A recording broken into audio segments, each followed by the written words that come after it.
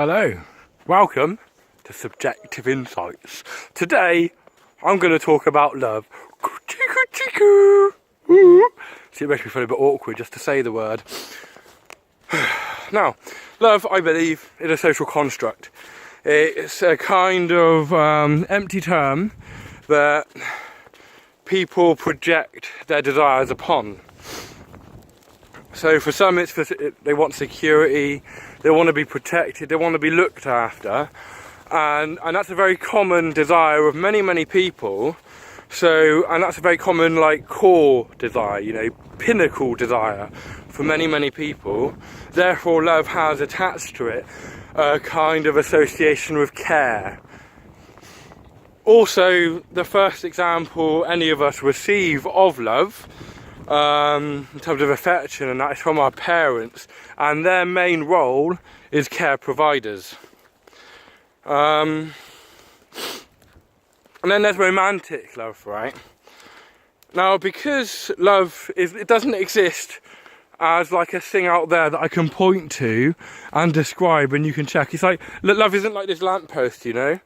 I can say this lamppost is grey, it's like cylindrical, you know, I can tell you certain physical qualities of the lamppost, and you can see the lamppost there, so you know what I'm talking about. Love is not like that. It's just a kind of signpost we put on our biggest desires.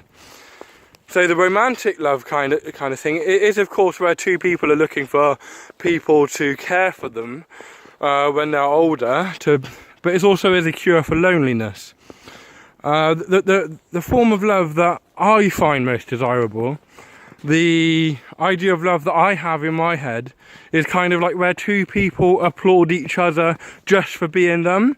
It's like, you know, I look at you and it's like, oh, you're fucking awesome, you're amazing, look at you, wow! You know, just in the same kind of way that I might look at a dog or a flower or anything else. You know, there's moments when you're just watching somebody and they're just being them, they're not even knowing that they're being watched necessarily.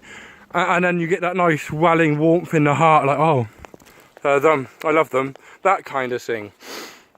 And then this can become really quite healing, because we live with a lot of shame, us humans, and one of the beautiful and powerful and healing things about love is where two people show the bits of themselves that they're ashamed of, and they still get love after doing so.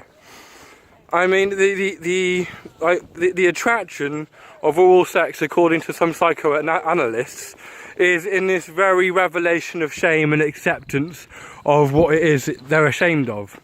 So, like in the act of oral sex, or whichever sex you are doing it, the action is you take these bits of yourself that you hide away all the time, that you're shameful of, and you let somebody else get their face right up in it, you know?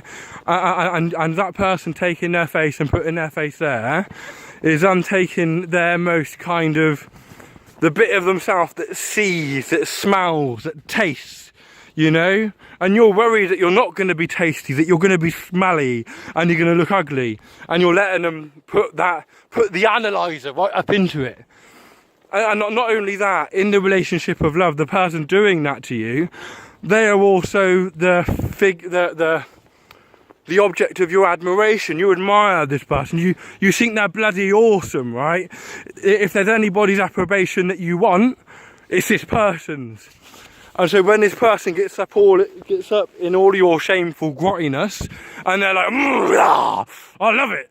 It's like, oh wow, it's healing, you know, it's like a weight off your shoulders. I don't have to hide it anymore, you know. That's what makes love good. Or I mean, if that isn't included and definitive of love, then I don't fucking want it. Because the way a lot of people talk about it, it seems to be effort, you know, a kind of struggle between two individuals that ends in them having nothing, which is what I've experienced as it, to be fair. And of course, you're not going to like everything there is to like about there is about somebody, but there has to be this core of kind of, wow, that's awesome, I like that. You have to have this shared core of mutual enjoyment. Other than sex, sex is just not enough. And if you don't have that shared core, then the relationship's doomed. Or, I mean, if it's going to be going on forever, then you're doomed to a lifetime of an unsatisfying relationship. Both of you are. Goodbye.